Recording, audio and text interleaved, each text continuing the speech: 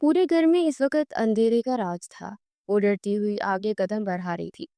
मुझे लगता है मुझे यहीं से वापस चले जाना चाहिए।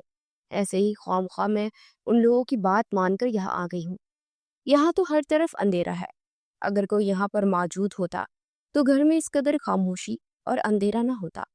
उन लोगों ने मुझे बेवकूफ़ बनाया है और मैं भी उनकी बातों में आकर यहाँ पहुँच गई हूँ। इससे पहले कि वो पलट कर वापस जाती, सामने मौजूद कमरे में से मोबाइल फोन बजने की आवाज सुनकर उसके कदम वहीं रुक गए। ये फोन की रिंगटोन तो मुर्तजा की है। तो क्या वाकई में मुर्तजा यही मौजूद है? नहीं, ऐसा नहीं हो सकता। वो मेरे साथ ऐसा नहीं कर सकता। मुझे एक बार जाकर देखना चाहिए। हो सकता है वो अकेला यहाँ पर मौजूद हो। वैसे भी उसका अपार्टमेंट है, वो अकेला भी तो यहाँ हो सकता है ना।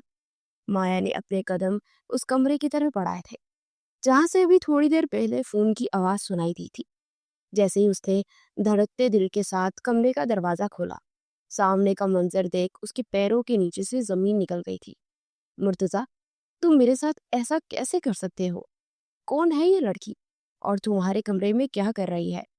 सामने ही मुर्तजा बाहों में किसी दूसरी लड़की को देख माया के तो जैसे होश ही उड़ गए थे। इसका मतलब ये था कि मुर्तजा के दोस्तों ने जो बात कही थी वो बिल्कुल सच थी। अभी मैं बिजी हूँ, मुझे डिस्टर्ब मत करो। हम बाद में बात करेंगे। ओके, मैं तुमसे सुबह मिलूंगा। अब जाओ से, जाओ यहाँ से, मेरा मूड खराब मत करो। मुर्तजा ने नहायत लापरवाही से जवाब दिया था, जैसे उसके लिए कोई बड़ी बात नहीं थी। तुम ऐसा कैसे कर सकते हो?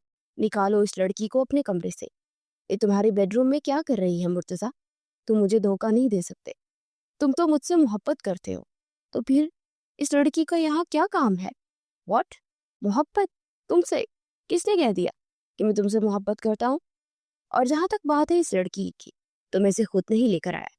ये भी तुम्हारी तरह अपनी मर्जी से यहाँ आई है, क्योंकि मुर्तजा अहमद के साथ वक्त गुजारना इसकी ख्वाहिश थी। मैं तो बस इसकी ख्वाहिश को पूरा करने की छोटी सी कोशिश कर रहा हूँ। मुर्तजा की ऐसी लापरवाही पर माया चुप रहने के अलावा कुछ नहीं कर सकती थी, जबकि वो लड़की भी बिना किसी चीज की परवाह किए मुर्तजा के सीने से लगी हुई थी। अब अगर तुम्हारा ड्रामा खत्म हो गया हो तो प्लीज यहाँ से जाओ। हमें कुछ वक्त अकेले में गुजारना है और आज मेरा मूड बहुत अच्छा है। तुम्हारी वजह से मैं इसे खराब नहीं करना चाहता। मुर्तजा दोबारा से उस लड़की की जानिब मुतवज्जा हुआ था, जो माया की परवाह किए बगैर उसकी बेहद करीब थी।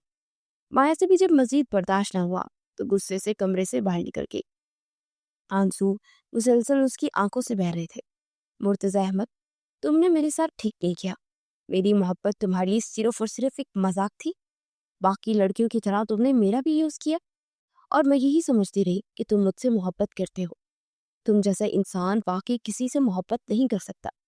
जो कुछ तुमने मेरे साथ किया है ना, उसका हिसाब तो मैं तुमसे लेकर ही रहूंगी। मेरा नाम भी माया है और माया अपने साथ बुरा करने वालों को कभी माफ नहीं करती। आ गए तुम तो फिर बताओ, कैसी गुजरी तुम्हारी रात? हमेशा की तरह बहुत अच्छी। तुम लोगों ने तो उसे खराब करने की बहुत कोशिश की थी, लेकिन अफसोस ऐसा कुछ भी नहीं हो पाया। क्या मतलब? हम लोगों ने? मुर्तजा के जवाब में उसके दोस्तों ने पलटकर उसको देखा। इस तरह अनजान बनने की कोशिश मत करो, मुझे सब कुछ मालूम है। माया खुद ब खुद मेरे अपार्टमेंट पे नहीं पहुंची थी, बल्कि तुम लोगों ने उसे भेजा था। और मैं ये भी जानता कि माया के बारे में तुम लोगों ने ही उसे बताया होगा। उसका मतलब कि तुम सारी कहानी का तुम्हें पता चल चुका है। हारिस ने हैरत से कहा, जी बिल्कुल, मुझे सब कुछ मालूम है। मेरे इर्द गिर्द जो कुछ भी होता है ना, मेरी हर चीज पर नजर होती है। इसलिए आइंदा कुछ भी करने से पहले सोच जरूर लेना। अरे यार, नाराज क्यों हो रहा है? हमने तो छोटा सा मजाक किया था। क्या माया वाकई वहां पहुंच गई? हमें अंदाजा नहीं था कि वो वहां तक चली जाएगी। उसने वहां कोई तमाशा तो खड़ा नहीं किया ना? तुम लोग यहाँ शायद कभी कभी ये बात भूल जाते हो कि मुझे किसी बात से कोई फर्क नहीं पड़ता। माया वहां पहुंच भी गई थी और उसने मुझे रिया के साथ देख भी लिया था और काफी शोर भी मचाया था, लेकिन मुझे इस चीज से कोई फर्क नहीं पड़ता। मुर्तजा ने लापरवाही से जवाब दिया। तो सब अपनी जगह खामोश हो गए। लेकिन यार, वो तो तुमसे वाकई में मोहब्बत करती है। तुमने वाया के साथ ठीक नहीं किया। इस बार अरसल ने जवाब दिया। अरसल को शुरू से ही मुर्तजा की आदत पसंद नहीं थी। मुर्तजा आए दिन अपनी गर्लफ्रेंड बदलता रहता। वो लड़कियों को पसंद नहीं करता था। बल्कि लड़कियां उसकी पर्सनैलिटी पर इम्प्रेस होकर उसे पसंद करती थी और उसके करीब आने की कोशिश करती थी, और मुर्तज़ा भी उन्हें आने देता था। अरसल ये बात जानता था कि मुर्तज़ा एक अच्छा इंसान है और दूसरों की मदद भी दिल खोल कर करता है। उसने कभी भी खुद किसी लड़की को अपने करीब नहीं बुलाया था और ना ही कभी उसने किसी की मजबूरी का फायदा उठाया था।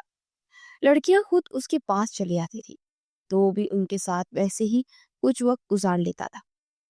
उसके लिए सिर्फ और सिर्फ एक इंजॉयमेंट थी ये, इससे ज्यादा कुछ नहीं। क्योंकि मुर्तज़ा की यूनिवर्सिटी की कई लड़कियों में कोई दिलचस्पी उसे नहीं थी। उसके बावजूद भी यूनिवर्सिटी की तकरीबन हर लड़की मुर्तज़ा की गर्लफ्रेंड रह चुकी थी। अगर वो मुझसे मोहब्बत करती भी है तो ये उसका अपना मसला है ना, मेरा नहीं है। मैंने उससे कभी नहीं कहा कि मुझसे मोहब्बत करो। अब वो खुद ही इससे अंदाजे लगाकर बैठ गई है तो इसमें मेरा कोई गलती नहीं है। और वैसे भी मुझसे पहले वो किसी और के साथ रिलेशनशिप में थी, और तुम देख रहे हो मेरे बाद भी कोई ना कोई उसे मिल ही जाएगा। ऐसी लड़कियों की मोहब्बत से मैं अच्छी तरह से वाकिफ हूँ। जब उन्हें कोई हैंडसम लड़का और अमीर लड़का नजर आता है ना, उससे मोहब्बत के दावे करना शुरू कर देती है। लेकिन फिर भी मुर्तज़ा, आखिर कब तक तुम इस तरह से गर्लफ्रेंड्स बदलते रहोगे? इन सब में से किसी एक को भी तुम्हारा दोबारा दिल नहीं आया? हाँ हाँ, दिल, और इनमें से किसी एक पर, ऐसा मुमकिन ही नहीं है। और वैसे भी मैं कोई लड़की को अपनी झूठी मोहब्बत के जाल में नहीं फंसाता। वो खुद ही मेरे थोड़े से वक्त के लिए मेरे पीछे फिरती है और उसमें मेरा कोई कसूर नहीं है। और अगर तुम्हें कुछ दिन वाकई किसी दिन किसी से मोहब्बत हो गई फिर क्या करोगे? हारिस ने अब की बार तजस्सुस से पूछा। पहली बात तो ये मुर्तज़ा अहमद, कि कभी कभी किसी लड़की से मोहब्बत नहीं होगी। मेरा मोहब्बत का दूर दूर तक कोई ताल्लुक ही नहीं है। हाँ, अगर कभी हुई भी तो इनमें से किसी से नहीं होगी। मुझे उस लड़की से मोहब्बत होगी जो खुद से मेरे करीब नहीं आएगी, बल्कि मैं खुद उसके करीब जाऊंगा। अरसल और हारिस दोनों ही बहुत गौर से इसकी बातें सुन रहे थे। अब छोड़ो इन सारी बातों को। जो कुछ तुम लोगों ने करना था वो तो कर ही लिया है, और तुम लोगों की वजह से सुबह से माया मुझे पता नहीं कितनी बार फोन कर चुकी है। मजबूरन मुझे उसका नंबर ब्लॉक करना पड़ा। अब अगर दोबारा तुम लोगों में से कोई ऐसी हरकत किसी ने की और किसी लड़की को बिना मेरी इजाजत के मेरे अपार्टमेंट में भेजा तो तुम लोगों को के लिए अच्छा नहीं होगा। अरे यार, हमने तो छोटा सा मजाक किया था। हमें क्या मालूम था कि वो लड़की वाकई में वहां पहुंच जाएगी। और वैसे भी तुम कौन से किसी से डरते हो? डरता तो मैं वाकई किसी से नहीं, लेकिन अब माया से मेरी जिंदगी अजाब बना देगी। बार बार मेरे सामने आकर यही कहेगी कि मैंने उसके साथ अच्छा नहीं किया, और ये लफ्ज सुन सुन के मेरे कान पक चुके हैं। अच्छा यार, गलती हो गई। अब आइए से तुम्हारी इजाजत के बगैर कभी किसी को तुम्हारे घर नहीं बेचेंगे, और खास तौर पर रात के वक्त किसी लड़की को तो बिल्कुल भी नहीं। अरसल ने आखिर में रात पर जोर देते हुए कहा, और उसके साथ ही तीनों का कहका पूरे कैफे में गूंजा था।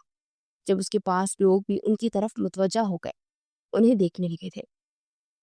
पूरे घर में मजेदार खाने की खुशबू फैली हुई थी। यशमा भी अपने कमरे से निकलकर फौरन किचन में आई। रोबीना आपा, खैरियत तो है?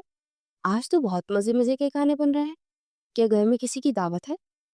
जी बेटा, आज वाकई में घर में दावत है, इसलिए सुबह से किचन में खाने बनाने में लगी हुई हूँ मैं। रजिया ने आज भी छुट्टी कर दी है, सारा काम मुझे देखना पड़ रहा है। तुम बताओ, तुम्हें भूख लगी है तो तुम्हारे लिए खाना लगा? नहीं, अभी तो मुझे भूख नहीं है। और घर में किसकी दावत है? मुझे इस बारे में मालूम ही नहीं। बाबा के कोई दोस्त आ रहे हैं क्या? यशमा किचन में मौजूद डाइनिंग टेबल पर कुर्सी निकाल कर बैठ चुकी थी। अरे नहीं बेटा, बड़े साहब की दोस्त नहीं, बल्कि आज तो मुर्तजा साहब के कुछ दोस्तों की घर में दावत है। उन्होंने ही मुझे रात को फोन करके बता दिया था कि आज रात का खाना उसके दोस्त यहाँ पर खाएंगे, इसलिए मैं अच्छे से खाने का एहतमाम कर। अच्छा मुर्तजा भाई खुद घर नहीं है? मैंने आपसे कहा भी था कि अगर वो आए तो मुझे जरूर बताइएगा, मुझे उनसे बहुत जरूरी बात करनी थी। अरे नहीं बेटा, वो घर नहीं आए, उन्होंने सिर्फ फोन किया था, और वो आज शाम को आएंगे ना। तुम्हें जो भी जरूरी बात करनी है तुम कर लेना। चलो मैं तुम्हारे लिए खाना निकाल रही हूँ, तुम खाना खा लो। सुबह कॉलेज जाते हुए तो तुमने थोड़ा सा ही खाया था। नहीं, अभी मुझे भूख नहीं है, मैं बाद में खा लूंगी। इश्मा ने फिर से कोई बहाना बनाकर यहाँ से भागने की कोशिश की थी, लेकिन रूबीना आपा उसकी हर आदत से अच्छे तरीका से वाकिफ थी। इश्मा को बचपन से ही वो जबरदस्ती खाना खिलाती थी, और अभी भी वो यही करने वाली थी। रुबीना यहाँ कई सालों से मुलाजमत कर रही थी। एक तरह से उसे घर का फर्द ही समझा जाता था, इसलिए यिश्मा उन्हें आपा कहकर बुलाती थी। रुबीना ने यिश्मा को पाल कर बड़ा किया था, क्योंकि यिश्मा की वालदा का उसके बचपन में ही इंतकाल हो गया था और वहीद साहब ने दूसरी शादी नहीं की थी। यिश्मा से भी वो कम से ही बात करते थे। उनका सारा वक्त अपने काम में गुजर जाता, कभी किसी मुल्क कभी किसी मुल्क। जबकि मुर्तज़ा वहीद के बड़े भाई अहमद का बेटा था। मुर्तज़ा के वालिदैन भी एक हादसे में अपनी जान से चले गए थे। उसके बाद से वहीद साहब ने मुर्तज़ा की देखभाल की थी, लेकिन ये जिम्मेदारी उन्हें ज्यादा अरसा संभालनी नहीं पड़ी, क्योंकि जिस वक्त मुर्तज़ा के वालिदैन का इंतकाल हुआ उस वक्त मुर्तज़ा की उम्र 15 साल थी। और फिर जैसे ही वो 18 साल का हुआ उसने अपने लिए एक अलग अपार्टमेंट ले लिया था। उसका ज्यादा वक्त वहीं पर गुजरता था, जबकि यहाँ पर वो तो हफ्ते में कोई एक बार या मुश्किल से 2 बार ही चक्कर लगाता। और ये सब की सख्त मिजाजी की वजह से यिश्मा उनसे दूर ही रहती थी। इसलिए यिश्मा को अगर कुछ भी चाहिए होता तो मुर्तज़ा से ही कहती थी, और मुर्तज़ा बिना कोई सवाल किए उसकी हर फरमाइश पूरी कर देता था। वहीद साहब ने कभी भी पैसे के मामले में कंजूसी नहीं की थी, क्योंकि इस जायदाद में मुर्तज़ा का भी इतना ही हक था। इसलिए वो हर महीने उसके कहे बगैर एक बड़ी रकम उसके अकाउंट में डाल देते थे। यही वजह थी कि मुर्तज़ा इस कदर लापरवाही की जिंदगी जी रहा था। उसका जो जी चाहता वही करता, क्योंकि वहीद साहब ने कभी भी उस पर किसी किस्म की रोक टोक नहीं की थी। अक्सर वो अपने दोस्तों के साथ या तो घर से और शहर से बाहर ही रहता था, और अगर इस घर में मौजूद होता भी तो सारा वक्त अपने अपार्टमेंट में ही गुजारता था। वैसे यार मुझे एक बात समझ नहीं आती, इतना बड़ा शानदार और अच्छा घर होने के बावजूद तुम इस छोटे से अपार्टमेंट में क्यों रहते हो? अगर मेरे पास इतना बड़ा घर होता तो सच में मैं तो कभी अपने घर से बाहर ना निकलता। अरसल जब भी मुर्तज़ा के साथ उसके घर आता था, उसके घर के बारे में कोई ना कोई बात उससे जरूर कहनी होती थी, क्योंकि अरसल को ये महलनुमा घर बहुत पसंद था। वैसे तुमसे कोई उम्मीद भी नहीं की जा सकती, ये तो हम लोग हैं जो तुम्हें घर से बाहर निकाल कर अपने साथ ले जाते हैं। तुम्हारे बस में हो तुम तो लड़कियों की तरह घर में छुप कर बैठे रहो। वाकई यार, ये बात तो मुझे भी समझ नहीं आती कि इतना बड़ा घर होने के बावजूद तुम इस छोटे से अपार्टमेंट में क्यों रहते हो। अब की बार हारिस ने भी ये सवाल पूछ ही लिया था, क्योंकि मुझे अलग रहना पसंद है। मुझे किसी की भी अपने आसपास मौजूदगी पसंद नहीं है। मैं अपनी मर्जी से जीने वाला इंसान हूँ, इसलिए किसी और की मौजूदगी मुझे डिस्टर्ब करती है। लेकिन यार, तुम्हारी फैमिली इतनी बड़ी तो नहीं है। इस घर में तुम्हारे चचा और तुम्हारे कजन के अलावा और तो कोई नहीं है। अंकल तो वैसे भी अपना ज्यादातर वक्त घर से बाहर ही गुजारते हैं। घर में तुम्हारी कजन ही तो होती है, और मुझे नहीं लगता क्यों तुम्हारे मामलात में टांग आती होगी। वैसे तुम लोगों को आजकल मेरी जिंदगी में कुछ ज्यादा ही दिलचस्पी नहीं होने लगी। मुर्तजा की बात सुनकर वो दोनों खामोशी से इधर उधर देखने लगे। सारा सामान एक साथ लेकर जाना पड़ेगा, एक भी चीज रहेगी तो छोटे साहब बहुत गुस्सा करेंगे। ये रजिया ने भी आज छुट्टी करनी थी। अब भला मैं इतना सामान एक साथ कैसे लेकर जाऊंगी? क्या पता रुबीना आप आज इतनी परेशान क्यों थी? कुछ नहीं बेटा, बस वो छोटे साहब के मेहमान आए हुए, तो ये खाने पीने का सारा सामान वही लेकर जा रही हूँ। अब अगर एक भी चीज यहाँ रह गई तो छोटे साहब को गुस्से से तो तुम अच्छे तरीके से वाकिफ हो। एक सेकंड भी नहीं लगाएंगे मुझे नौकरी से पारिक करने में, और इतना सारा सामान एक साथ में लेकर जा नहीं सकती। रजिया भी आज छुट्टी पर है, तो इसलिए इतनी परेशानी वाली कौन सी बात है? ये आधा सामान आप ले जाए, और जो बाकी का है वो आपके पीछे में लेकर आते हैं। यशमा ने फौरन उनके मसले का हल निकाल कर उनके सामने पेश कर दिया। अरे यशमा बेटा, बिल्कुल भी नहीं। वहां पर साहब के दोस्त आए हुए हैं, आपका वहां पर जाना मुनासिब नहीं लगता। आप अपने कपड़े बिछाएं, मैं खुद ही सब संभाल लूंगी। तो क्या हुआ, जैसे मुर्तजा भाई मेरे भाई है ना, वैसे उनके दोस्त भी मेरे भाई ही भाई। मुझे पता है मुर्तजा भाई को बुरा नहीं लगेगा, वो कुछ भी नहीं कहेंगे। आप चले, मैं आपके साथ आती हूँ। नहीं बेटा, छोटे साहब को बुरा लगेगा, आपका वहां जाना ठीक नहीं है। रोवीना अपा ने दोबारा से यशवा को समझाने की कोशिश की, जबकि वो ये बात अच्छे तरीके से जानती थी कि अब वो उनकी एक भी नहीं सुनेगी। वो मासूम और नासमझ, उसे लोगों की नजरों का और उनकी सोच का अंदाजा नहीं था। इसलिए रोबीना की मुश्किल का हल करने के लिए वो खुद उसके साथ जाने के लिए तैयार थी।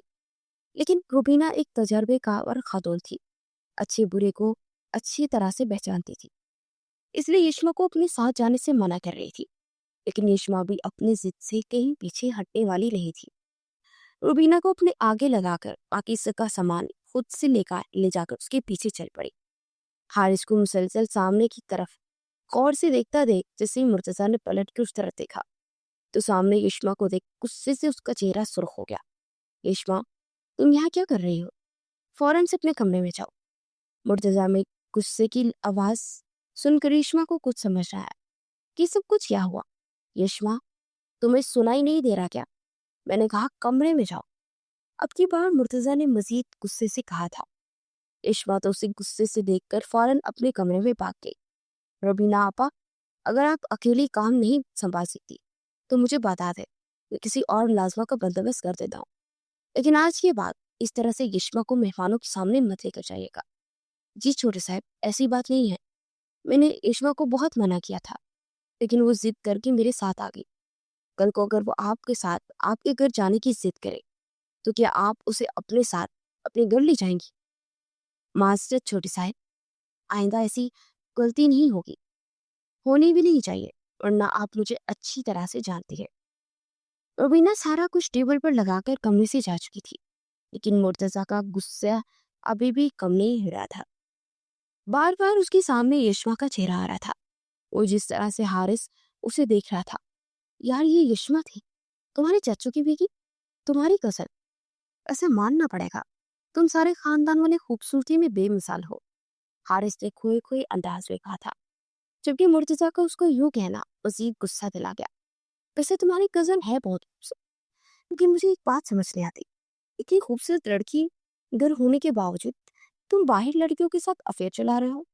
अपनी बकवास बंद रखो, कजन है वो मेरी, जरा तमीज से इस बारे में बात करो।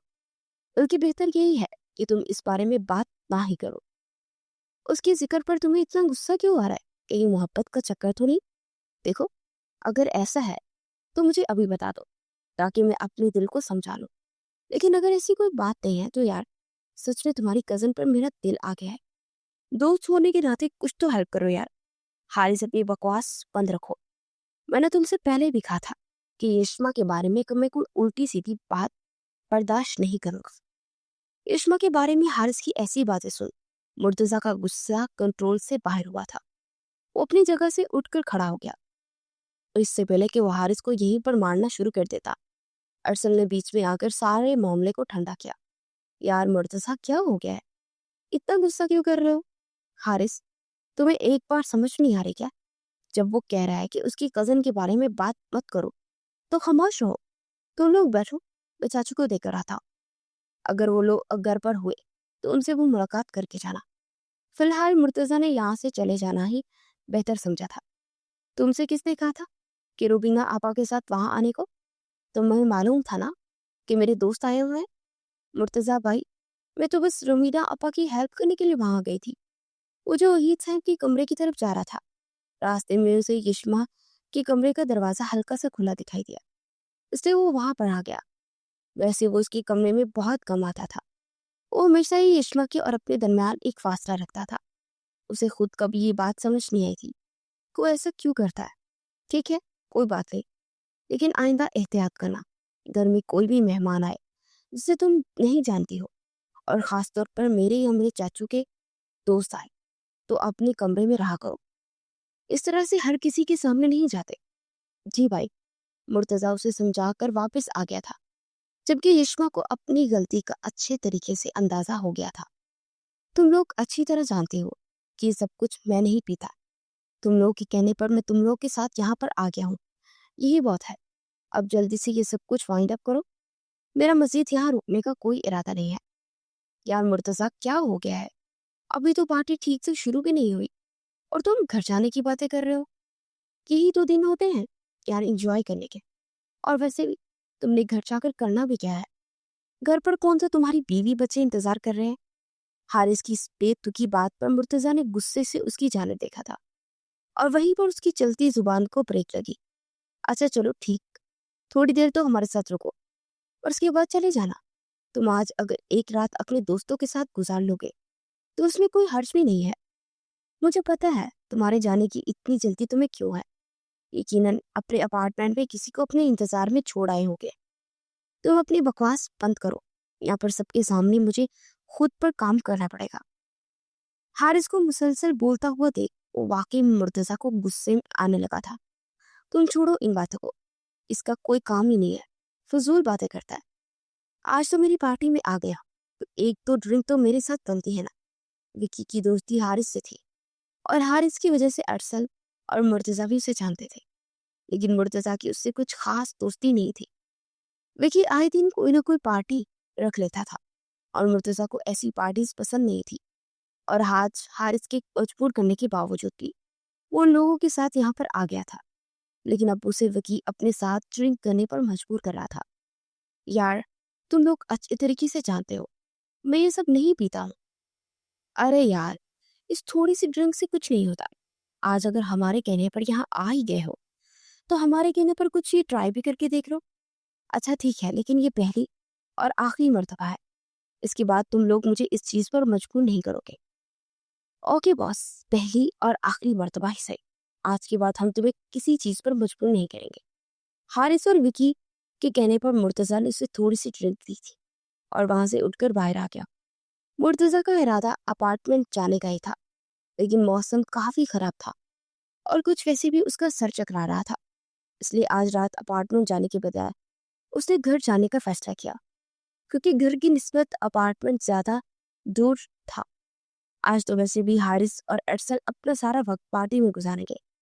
ऐसे में अकेले अपार्टमेंट जाकर उसने करना भी क्या था। इतने खराब मौसम में ड्राइवर करके इतनी दूर जाने का क्या ही फायदा। इससे अच्छा मैं आज रात घर पर ही गुजार लेता हूँ। सुबह चाचू से मुलाकात भी हो जाएगी। ऐसे भी वो मुझे काफी दिनों से घर बुला रहे थे। ये सोचते ही मुर्तजा ने अपनी गाड़ी अपने घर की जानिब मोड़ ली थी। घर पहुंचते हुए किसी चीज की परवाह किए बगैर बिना सीधा अपने कमरे में आया और बेड पर गिरने के अंदाज में लेट गया। अगर वो अपने पूरे होशो वास में होता तो यकीनन वो घर में दाखिल हुआ था तो घर इस कदर खामोशी पर वो हैरान होता। लेकिन उसे इस वक्त कुछ समझ नहीं आ रही थी, इसलिए उसने किसी चीज पर ध्यान नहीं दिया। उसे लेटे वो भी थोड़ी देर ही गुजरी थी जब उसके कमरे के दरवाजे पर दस्तक हुई। मुर्तजा ने जैसे ही दरवाजा खोला, सामने यशमा को देख वो हैरान हुआ। मुर्तजा भाई, प्लीज मुझे बचा ले, मुझे बहुत डर लग रहा है। प्लीज आज की रात मुझे इस कमरे में सोने दे, वरना हैवान वो मुझे मार देगा। मुर्तजा को उसकी कोई बात समझ नहीं आ रही थी। वो तो बस उससे देखे ही जाना चाह रहा था। उसकी नजरें तो उसके बीके नोखीजा वजूद पर टिकी हुई थी। बाहर बारिश तेजी से बरस रही थी और अंदर वो सुलग उठा था। कमसुम कली को देखा। ठीक है, अंदर आ जाओ, कहते उसके आते ही दरवाजा बंद किया और परी का दिल सुकड़ कर बुला था। मुर्तजा धीरे से कदम उसके करीब बढ़ाता है। इश्मा का जिस्म की गहराई से मायना कर रहा था। कब सोचा था कि आज की रात इतनी हसीन होगी। क्योंकि इश्मा तो मुर्तजा की इस तरह से खुद को देखता पाकर खौफजदा हो गई थी। ऐसा नहीं था कि वो मुर्तजा के सामने पहली मर्तबा आई थी। इससे पहले भी मुर्तजा इस घर में आता था, बल्कि बचपन से ही आ रहा था। लेकिन आज से पहले कभी भी मुर्तजा ने ऐसी अजीब नजरों से यशमा को नहीं देखा था जिस तरह से आज वो उसे देख रहा था। मुर्तजा भाई, ये अब क्या कर रहे हैं? मुझसे दूर रहे।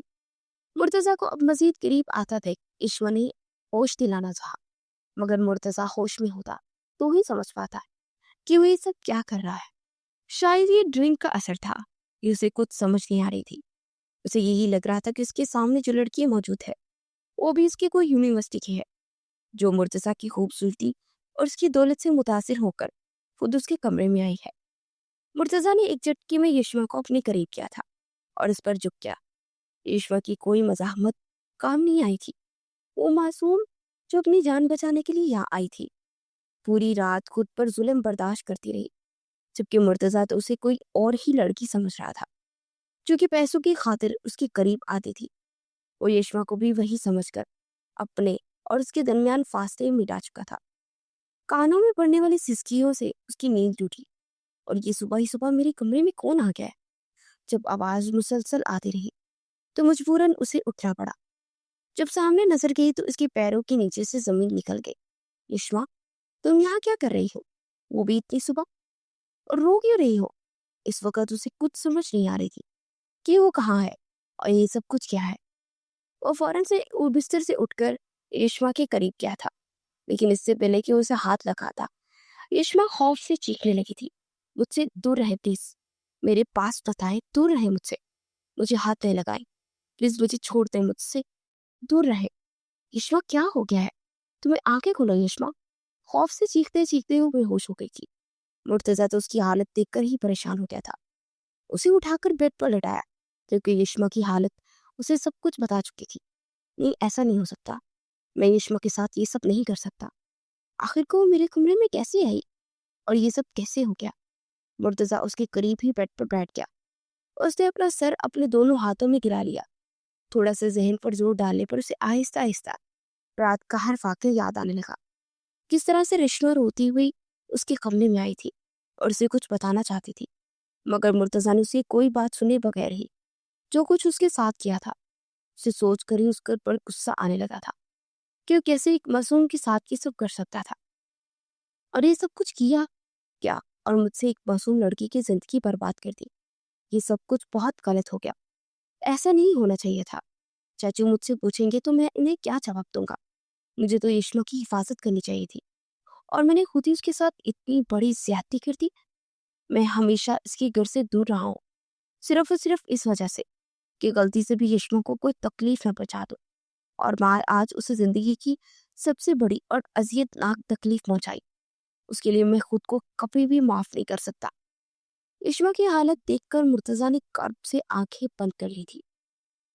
ये सब कुछ तुम लोगों की वजह से हुआ है।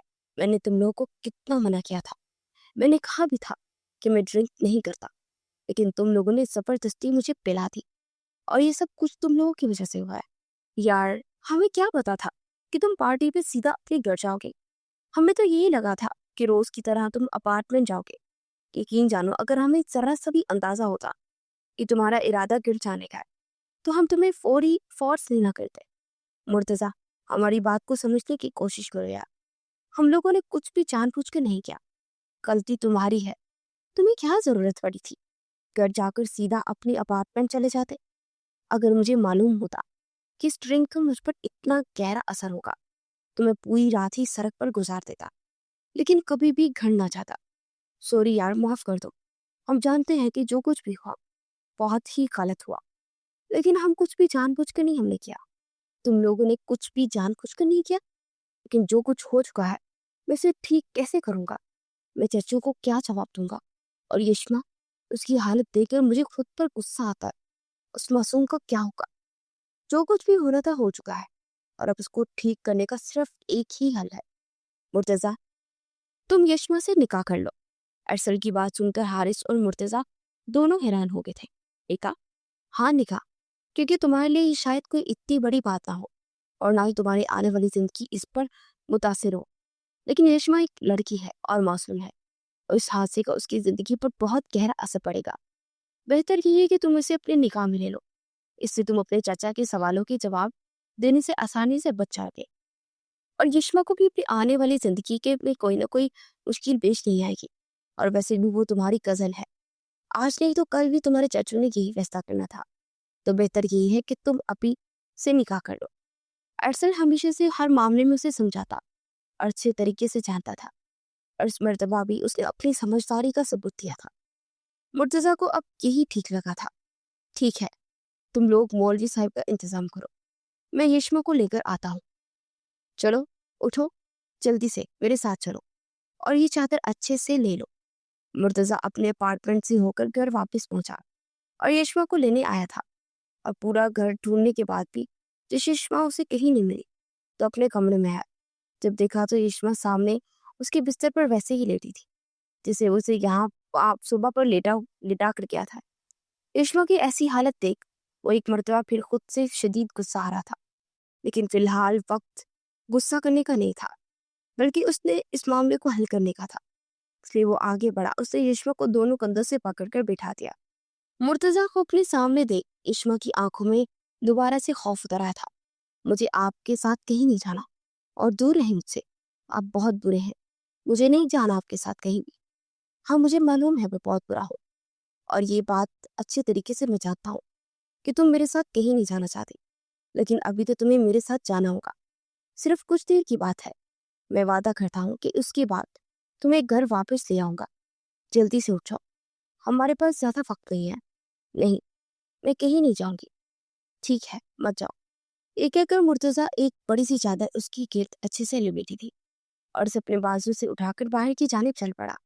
जबकि कोई भी मुजाहमत यशमा की कोई भी मुजाहमत किसी काम नहीं आई थी। बहुत बहुत मुबारक हो यार, तुम्हारी शादी की। मेरे बहुत सारे अरमान थे, लेकिन शायद किस्मत को यही मंजूर था। मुर्तजा को शादी की मुबारकबाद देते हारिस ने चेहरे पर उदासी लाते हुए कहा, ये मत भूलो कि अपने अरमानों पर पानी भी तुम लोगों ने खुद ही फेरा है। बस कर दो कि अब मैं सारी जिंदगी तुम हमेशा इस बात का ताना देते रहोगे क्या? अब कि ऐसा ना हो कि कल को तुम अपने बच्चों के सामने भी यही करो और बच्चे ये कहें कि तुम्हारे चाचू की वजह से आज तुम इस दुनिया में आए हो। हारिस की बात पर मुर्तजा ने उसे घूर कर देखा था। ऐसे क्यों घूर रहे हो? ठीक ही तो कह रहा हूँ। और वैसे भी तुम्हें तो हमारा शुक्र अदा करना चाहिए। देखो, हमारी वजह से तुम्हारी इतनी प्यारी मासूम और खूबसूरत लड़की मिल गई है, वरना जिस तरह तुम्हारे कारनामे थे ना, तुम्हारी शादी होना तो नामुमकिन था। आपकी एहसानात का बहुत बहुत शुक्रिया। आपकी वजह से आज मेरी शादी हो गई है और मैं शोहरे के ओहदे पर फायज हो गया हूँ। अगर अब आपकी अनायतें खत्म हो गई हैं तो मेरे ख्याल से तुम लोगों को यहाँ से चले जाना चाहिए, क्योंकि मैं अब अकेला नहीं हूँ और मेरी शादी हो चुकी है और मेरी बीवी मेरा इंतजार कर रही होगी। मुर्तजा कहाँ पीछे रहने वाला था। भाभी का नाम तो वैसे ले रहे हो जैसे वो तुम्हारे दीदार के लिए बेचैन हो रही होंगी। तुम यहाँ से दफा हो रहे हो या मैं तुम्हें खुद यहाँ से निकालू? जा रहा हूँ भाई, क्या हो गया है? आज तक सुना ही होगा ना कि शादी के बाद दोस्त बदल जाते हैं, लेकिन आज देख भी लिया। अरसल और हारिस की जाते ही मुर्तजा कमरे में आया। येशवा अभी तक कमरे के कोने में बैठी रो रही थी। मैं जानता हूँ कि जो कुछ भी हो वो बहुत कुछ गलत था, ऐसा नहीं होना चाहिए था, लेकिन येशवा तुम मेरा यकीन करो, इसमें मेरा कोई गलती नहीं है। उस रात मेरे दोस्तों ने जबरदस्ती मुझे ड्रिंक करवा दी थी। इसे नशे में मुझे किसी बात का होश नहीं था कि मैं क्या कर रहा हूँ, और जो कुछ भी हुआ तुम इसे भूल जाओ। अब मैं तुम्हारा शौहर हूँ, हम दोनों के दरमियान एक मजबूत रिश्ता है और मैं चाहता हूँ कि तुम बस इस रिश्ते को याद रखो। मुर्तजा उसके करीब बैठकर उसे समझा रहा था कि जबकि यशना उसकी कोई भी बात सुने बगैर बस रोने में ही मसरूफ थी। मुझे घर जाना है। आपने कहा था कि थोड़ी देर में मुझे वापस छोड़ देंगे। हाँ, मैंने कहा था मैं थोड़ी देर में तुम्हें घर वापस छोड़ाऊंगा, लेकिन इससे पहले कि तुम अपना हुलिया थोड़ा सा ठीक करो, तुम्हारे कपड़े मैं ले आया हूँ, तुम चेंज कर लो। इतने में मैं खाना मंगवाता हूँ। खाना खाकर तुम्हें घर वापस छोड़ाऊंगा। मुझे कुछ भी नहीं खाना, बस मुझे घर जाना है। इस वक्त मैं तुमसे नरमी से बात कर रहा हूँ। इसका मतलब ये नहीं है कि तुम मेरी हर बात से इनकार करो। मैं मानता हूँ कि जो कुछ भी हुआ वो गलत हुआ, मगर इसका मतलब ये नहीं है कि अब तुम सारी जिंदगी इसी तरह मेरी हर बात से इनकार करती रहो। जल्दी से चेंज करके आओ, खाना खाने के बाद हम घर के लिए निकलेंगे। और हाँ, एक और बात, चाची को इसके बारे में कुछ मत बताना। मैं खुद ही कोई मुनासिब वक्त देखकर उनसे बात करूंगा और उन्हें हमारे निकाह के बारे में बता दूंगा। मुर्तजा उसे सब कुछ समझाकर कमरे से बाहर निकल गया था, जबकि यशमा एक मर्तबा फिर फूट फूट कर रोने लगी थी। एक मिनट यहाँ बैठो, मुझे याद आया कि घर जाने से पहले मुझे तुमसे कुछ पूछना था। यशमा, तुम मुझे ये बताओ कि उस रात तुम मेरे कमरे में क्यों आई थी? यशमा मुर्तजा की बात सुनकर दोबारा से खौफजदा हो गई थी और उसे वो भयानक रात फिर से याद आ गई। डरने की जरूरत नहीं है, मुझे खुलकर बात बताओ कि क्या हुआ था। तुम किसकी बात कर रही थी? कौन तुम्हें मारना चाहता था? यशमा, जब तक तुम मुझे पूरी बात नहीं बताओगी मैं तुम्हें घर छोड़कर नहीं आऊंगा। इसलिए उस रात वहां आने से पहले जो कुछ भी हुआ सब कुछ मुझे सच बताओ। उसका हाथ पकड़ कर अपने सामने बिठा लिया था और अपनी तरफ से वो पूरी कोशिश कर रहा था कि यशमा को पुरसुकून कर सके, अपने रवैये से ये समझा सके कि उसे कोई नुकसान नहीं पहुंचाना चाहता। और शायद ये मुर्तजा की नरमी का ही नतीजा था कि यशमा ने उसे सब कुछ बताना शुरू कर दिया। रुबीना आपा, आप कहाँ जा रही है? बेटा, मुझे अपने गांव का चक्कर लगाना है। काफी दिनों से मैंने बड़े साहब से बात की थी कि मुझे कुछ दिनों की छुट्टी दे दे। पहले तो उन्होंने छुट्टी देने से इनकार कर दिया, लेकिन अब अचानक जाने उनके दिल में क्या ख्याल आ गया कि उन्होंने खुद ही मुझे 2 हफ्तों की छुट्टी दे दी है। इसलिए मुझे आज ही गाँव के लिए निकलना है। लेकिन तुम फ़िक्र मत करो, मैं जल्दी ही वापस आ जाऊँगी। तुम अपना बहुत सारा ख़्याल रखना। रज़िया को मैंने सब कुछ समझा दिया है। वो बहुत अच्छे से तुम्हारा ख़्याल रखेगी। मेरा जाना अगर ज़रूरी ना होता, तो मैं कभी भी तुम्हें छोड़ कर ना जाती। नहीं आपा, अगर आपका जाना ज़्यादा ज़रूरी है, तो आप चली जाएँ। आप मेरी फ़िक्र मत करें। और वैसे भी वो बाबा आजकल घर पर ही तो होते हैं और घर में बाकी मुलाजिम भी तो हैं। आप बेफ़िक्र होकर जाएँ। मैं अपना बहुत अच्छे से ख्याल रखूँगी। रज़िया, पापा कहाँ हैं? छोटी बीबी साहब तो शाम को ही चले गए थे। उन्होंने कहा था कि मैं आपको बता दूँ।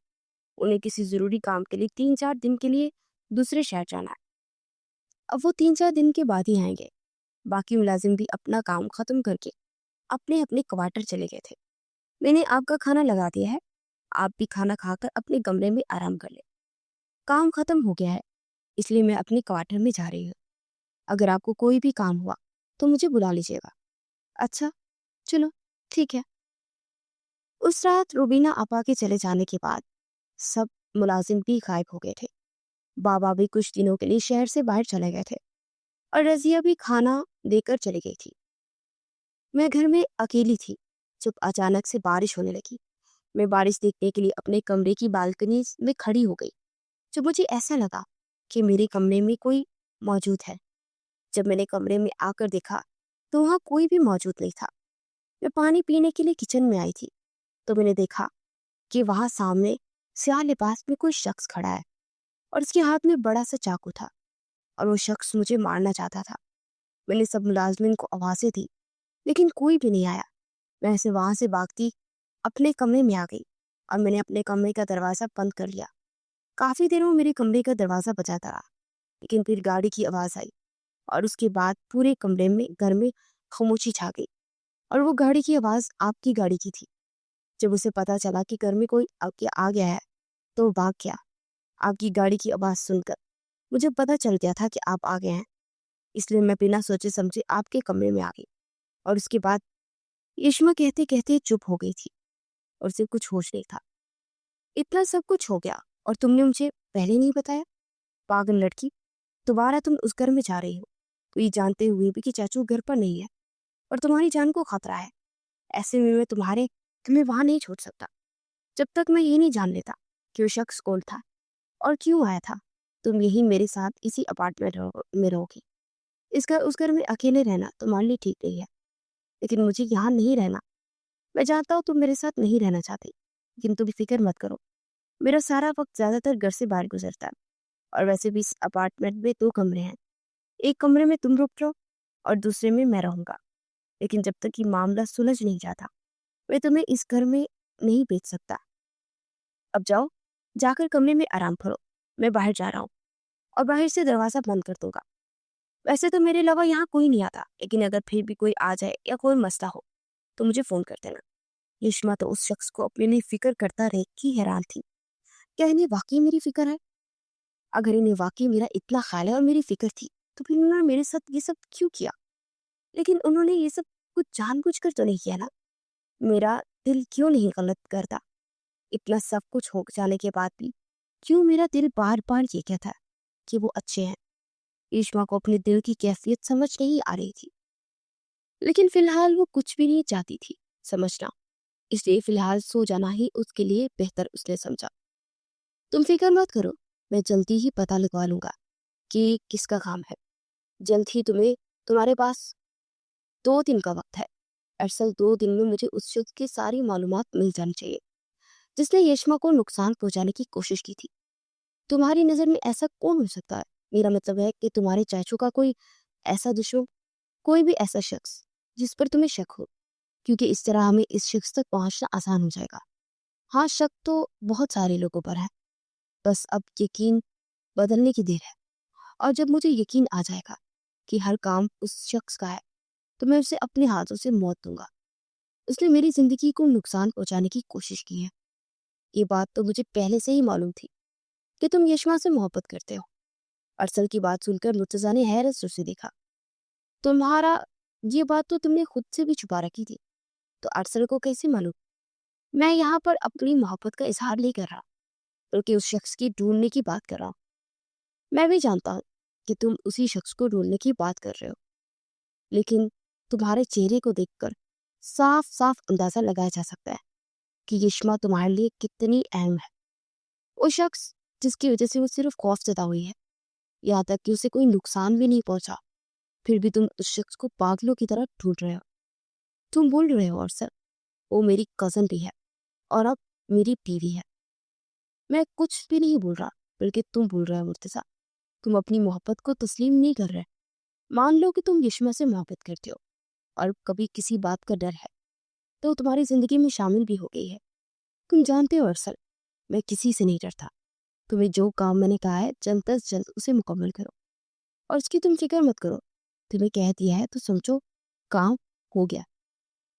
लास्ट वीक, आज की ब्रेकिंग न्यूज, मुल्क के मशहूर मारूफ बिजनेसमैन वहीद सुल्तान का कत्ल हो गया। अपना काम खत्म करके लिफ्ट के जरिए से ऑफिस में निकल रहे थे, जबकि लिफ्ट के अंदर से इनकी लाश मिली। किसी ने बेदर्दी से कत्ल कर दिया। कातिल कौन था, कहाँ से आया था, किसी को कुछ मालूम नहीं। पापा, टीवी पर चलती खबर में वो और बहुत कुछ बताया जा रहा था, लेकिन यशिमा तो अपने बाप के कत्ल का सुनकर ही होश खो चुकी थी। डॉक्टर, मेरी बीवी को होश कब तक आ जाएगा? उन्होंने किसी चीज की बहुत ज्यादा टेंशन ले ली है। अब वो पहले से बेहतर है, सुबह तक उन्हें होश आ जाएगा।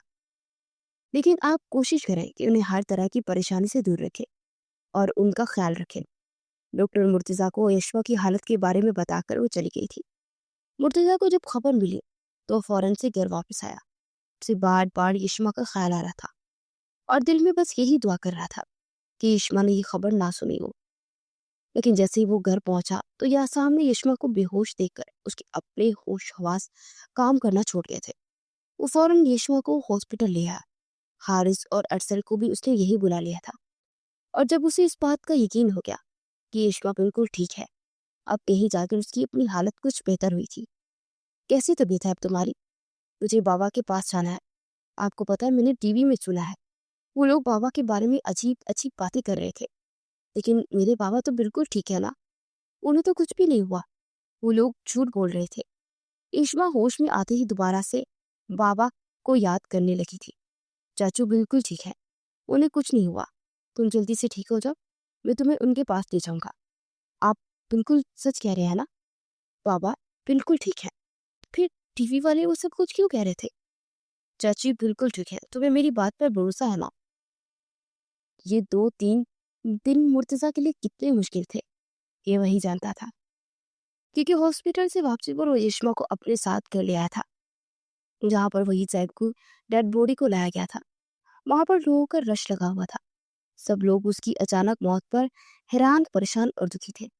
उन सब का ज्यादा से ज्यादा असर यशिमा पर हुआ था। उसके बाबा ही तो उसके लिए सब कुछ थे, और आज वो यशिमा भी उससे खो गए थे।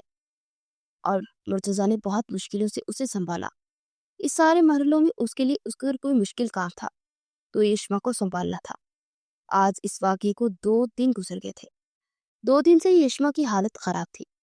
मुर्तजा इसे जबरदस्ती खाना खिलाकर दवा दे देता था और फिर पूरा दिन वो सोकर गुजार देती थी, और रात को भी ऐसे ही वो सोई ही रहती। मेरे ख्याल में तुम्हें इसे सब कुछ सच बता देना चाहिए।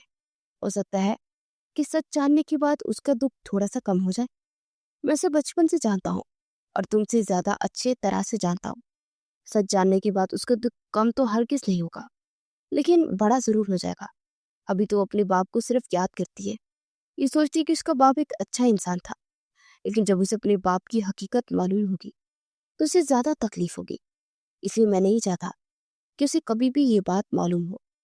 तो इसका मतलब ये है कि तुम सारी जिंदगी से ये बात छुपा कर रखोगे कि उसके अपने बाप ने ही उसे जान से मारने की कोशिश की थी? हाँ, उसके सुकून के लिए मैं उसे सारी जिंदगी से ये बात छुपा सकता हूँ। लेकिन यार, उसे मालूम होना चाहिए कि उसका बाप किस कदर घटिया इंसान था। उसने दौलत के लालच में ना सिर्फ तुम्हारे माँ बाप की जान ली, अपने सगे भाई की जान ली, बल्कि अपनी सगी बेटी को भी जान से मार देना चाहता था। अरसल ने मुर्तजा के कहने पर शख्स को ढूंढ निकाला था जिसने उस रात इश्मा पर हमला करने की कोशिश की थी। मुर्तजा पहले ही से अपने चाचू के बारे में बहुत कुछ जानता था। उसी की बात पहले से ही मालूम थी कि उसका चाचू बहुत सारे गलत कामों में मुलविस है, लेकिन वो ये नहीं जानता था कि वो दौलत के लालच में वो शख्स पागल हो चुका है। जिस शख्स को उन लोगों ने पकड़ा था उसने सब कुछ बता दिया था। वहीद यशमा के वालिद ने दौलत के लालच में मुर्तजा के माँ बाप यानी अपने भाई भाभी को भी जान ले ली थी और दौलत की खातिर अपनी बेटी को भी जान से मरवाना चाहता था, क्योंकि आधी जायदाद मुर्तजा के नाम पर थी और आधी यशमा के नाम पर, जो कि उसके 18 साल से पहले कोई उससे ले नहीं सकता था। अब जबकि वो 18 साल की हो चुकी थी, इसलिए वहीद उसे मार के उसके हिस्से की जायदाद खुद लेना चाहता था। इसलिए उस रात उन्होंने पूरी प्लानिंग की, सारी मुलाजमिन को छुट्टी दे दी और खुद भी काम का बहाना बनाकर निकल गए। लेकिन उन्हें अंदाजा ही नहीं था कि मुर्तजा आज यहाँ पर आ जाएगा। उस रात उन्होंने यशमा को मारने की पूरी प्लानिंग कर ली थी।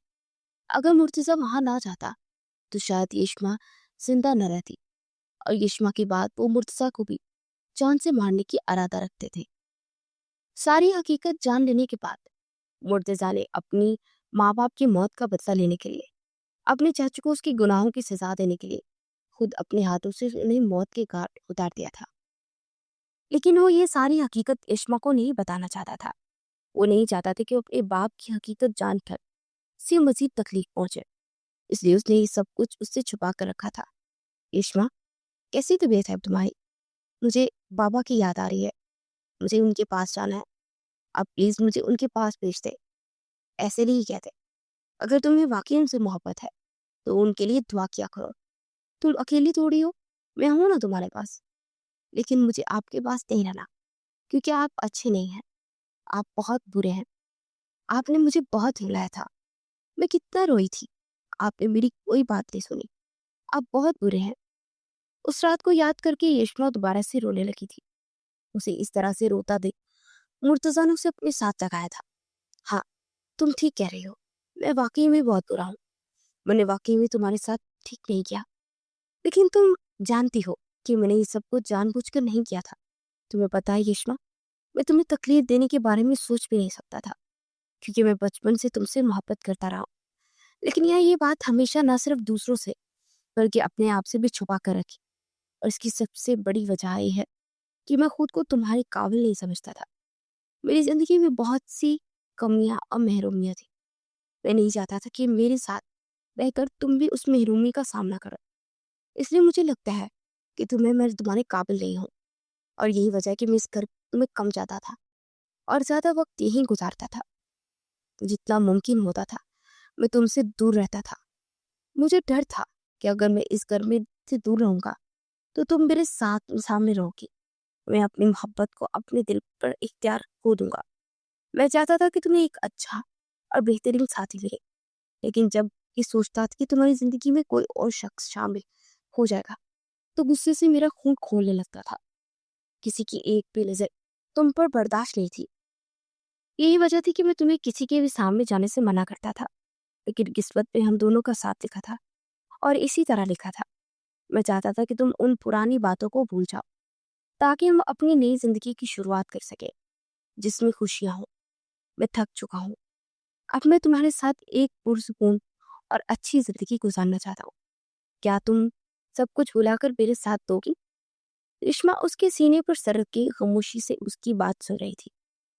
आखिर में जब मुर्तजा उसकी तरफ देखते उसका साथ मांगा था तो उसने अपने दिल की बात मानते हाँ कह दी और हमेशा के लिए अपनी जिंदगी, अपना सब कुछ मुर्तजा को सौंप दिया।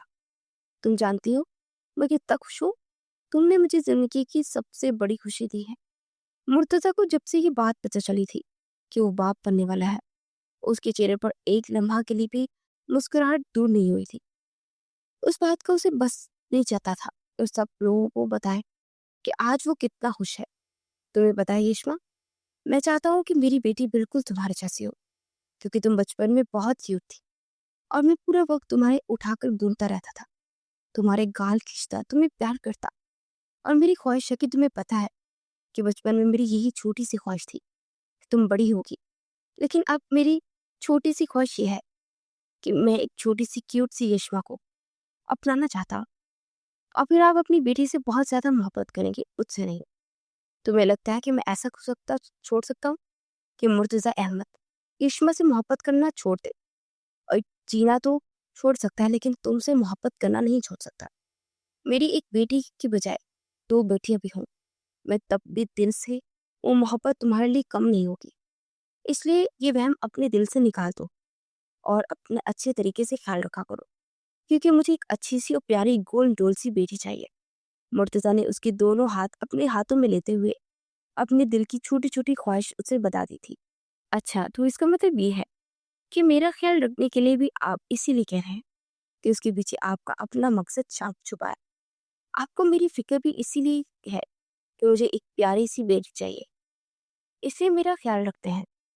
हाँ, अरे हाँ, तू नाराज़ क्यों हो गई हो? तुम्हारा ख्याल अपने लिए इसलिए रखता हूँ क्योंकि मेरे लिए तुम ज़रूरी हो। तुम ठीक रहोगी तो मैं भी ठीक रहूँगा। ये बात आज आप तो कह रहे हैं ना। आज वो दोनों अपने पुराने सारे दुख और गम भुलाकर एक दूसरे के साथ खुश थे और अपनी जिंदगी खुशी और सुकून से जी रहे थे।